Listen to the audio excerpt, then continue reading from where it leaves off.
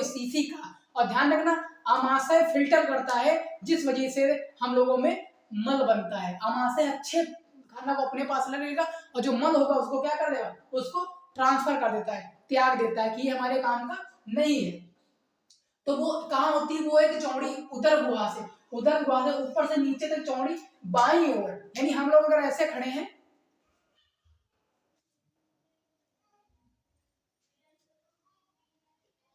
कोई बात नहीं, छोड़ो आज देखो अंदर साफ हो पाएगा नहीं स्टोरेज, पढ़ाते रहो। मुख गुहा से क्या बाईं ओर क्या होता है, जैसे हम ये खड़े हैं। अच्छा कल से एक काम करेंगे, यहाँ पे तेजस यहाँ पे एक फिगर लगा देंगे इसका पूरा, ठीक है। तो मुख गुहा से पूरा आमाशय तक जिस तरीके से मानचित्र जिस तरीके से एक्सप्लेन अच्छा हो पाएगा, ठीक, कल ये देख लेना। तो यह एक उदार गुहा से क्या बाईं ओर शुरू होता है, अनुप्रस्थ दिशा तक फैलता है। जैसे हम यहाँ खड़े हैं, ये नली है हमारी, और होने के बाद जैसे हमारा ये जो बाईं तरफ होता है, ये यहाँ से ये इधर होगा हमारा क्या आमाशय, इधर ये काम करेगा आमाशय। उस आमाशय के बाद ये जो होगा इधर ये कर देगा हमारा, ये तो हार्ट है ये। आमाशय में 3 प्रकार का होता है, 3 भागों में आमाशय बढ़ जाता है। पहला कार्डियक फुंडिक, दूसरा पाइलोरिक। पहला कार्डियक, दूसरा फुंडिक, तीसरा पाइलोरिक। ये 3 भाग हैं किसके, आमाशय के। अगला देखते हैं,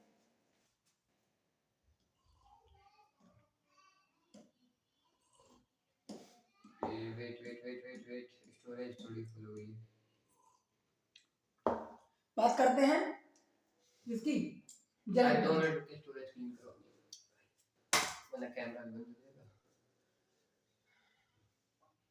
कुछ डिलीट की है उसमें, मेन वीडियो ना चलने दो, उससे कोई दिक्कत नहीं, देख लेंगे सब कितना स्ट्रगल कर रहे हैं।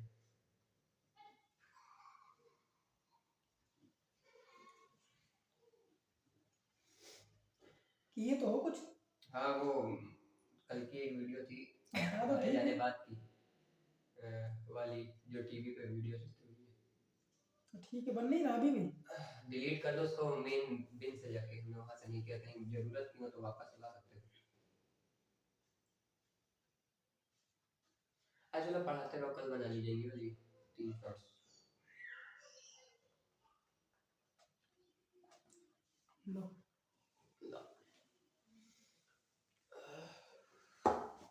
अब आप बात करते हैं जठर ग्रंथ। जठर ग्रंथ जो है, जठर ग्रंथि क्या होती है। आमाशय 3 प्रकार के होते हैं। अब जठर ग्रंथ जो होती है, आमाशय की भीतरी दीवार पर स्तंभाकार मतलब ऐसे खड़ा हुआ, ऊपर की स्तंभ में खंभा ऐसे खड़ा हुआ। आमाशय के अंदर भीतर आमाशय जो भीतर है, कभी दिखाएंगे फिगर लगा के, आमाशय के भीतर ऐसे खंभा की तरह से खड़ा होगा।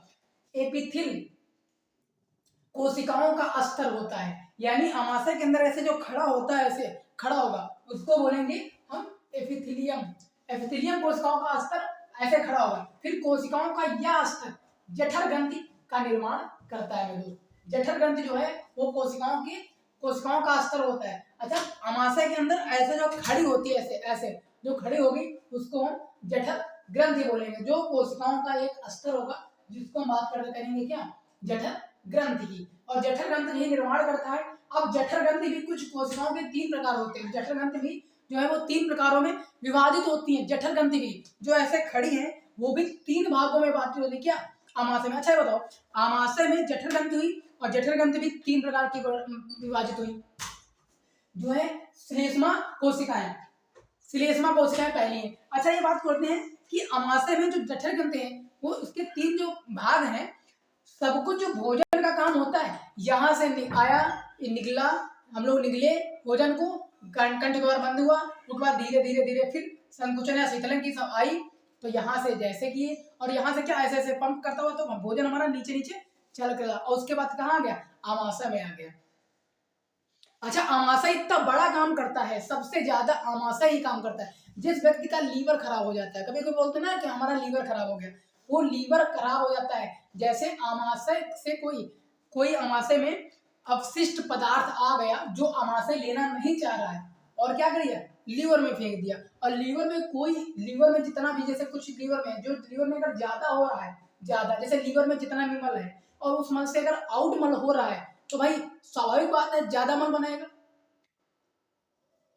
स्वाभाविक है वो ज्यादा अमल बनाएगा ना। जब ऊपर निकल रहा होगा तो ज्यादा अमल बनाएगा, और जब स्वाभाविक है वो ज्यादा अमल बनाएगा तो ज्यादा मल निकलेगा, और जब ज्यादा मल निकलने लगता है जिस लोग को हम बोलते हैं हमारा पेट खराब हो गया। हाँ, तो वही होता है। उसके बाद बात करते हैं जठर। जठर ग्रंथियों की कोशिकाएं 3 प्रकार की होती हैं, यही 3 प्रकार की कोशिकाएं देखते हैं, फिर उसके बाद कल देखते हैं क्या होता है। श्लेष्मा कोशिकाएं, दूसरा है भित्तीय कोशिकाएं, और चौथा जो है जाइमोजियम जाइमोजिन कोशिकाएं। जाइमोजिन कोशिकाएं तीसरी कोशिकाएं हो गई, और पहला है श्लेष्मा कोशिकाएं, दूसरी वित्तीय कोशिकाएं, और चौथी है तीसरी है तुम्हारी कौन सी, जाइमोजिन कोशिकाएं।